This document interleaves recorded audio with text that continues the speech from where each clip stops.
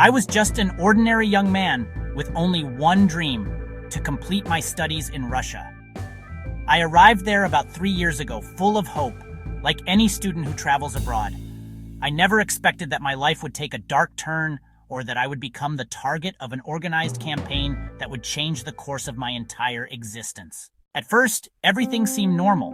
I enrolled at the university, got to know some classmates, and tried to adapt to a new life in a country very different from mine, both culturally and linguistically.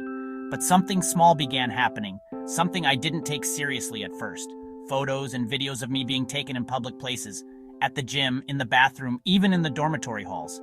I thought it was just coincidence or maybe harmless curiosity from some fellow students. But with time, I realized these shots were not accidental. They were collected, compiled, and circulated. And not publicly, but within closed circles, like private groups where these materials were treated as commodities to be traded.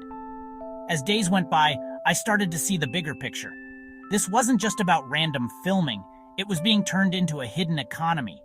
Photos were marketed, videos were promoted, and victims became mere products in a dark marketplace.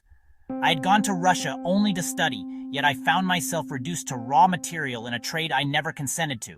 Then came the second stage. Technology entered the game. It wasn't just filming anymore. They began to use technical means to monitor me, to hack into my accounts, to follow my reactions.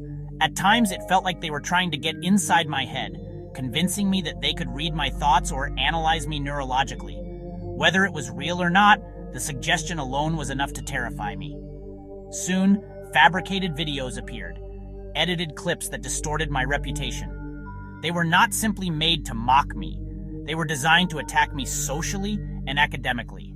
They spread rumors, planted doubt, and created an environment where people avoided me rather than supported me. I paid the price very quickly. Mentally, I was trapped in fear and anxiety. Sleep disappeared, concentration in my studies became almost impossible. Physically, I felt exhausted, worn down by constant psychological pressure.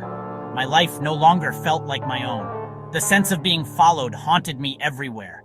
In the street, in the classroom, even in my room. Imagine being in a foreign country, alone, with no support, and feeling that someone is watching you at every moment. That feeling of helplessness was the hardest thing I endured.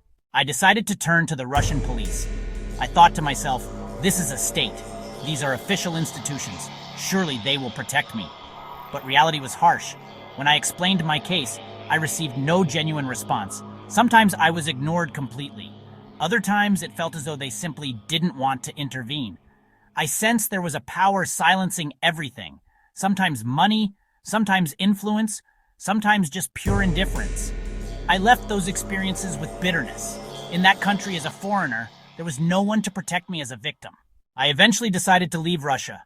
I told myself, if I return to my homeland, this nightmare will finally end. But the nightmare followed me. Back home, I expected safety. Instead, I was met with fake messages, strange notifications on my phone, and rumors targeting my family. It was no longer just about me. My loved ones became targets too. Later, I moved to Uganda, thinking the distance would be enough to protect me.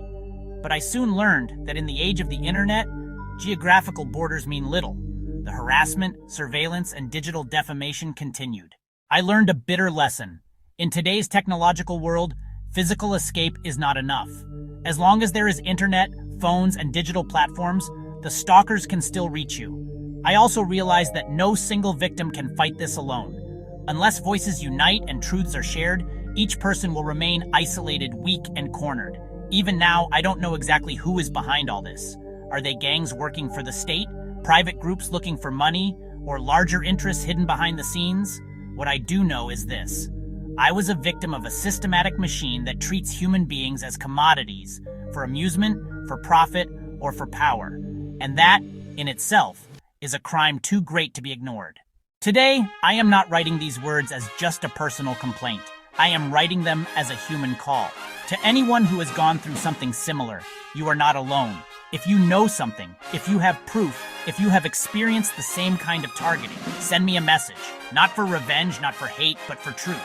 Because truth only emerges when victims unite, when evidence is collected, when silence is broken. I call on every victim, do not stay silent. Silence is what makes these hidden networks stronger. But speaking out, even in small ways, sharing stories and exchanging testimonies, that is the beginning of justice. I know justice may take time. I know the road is not easy.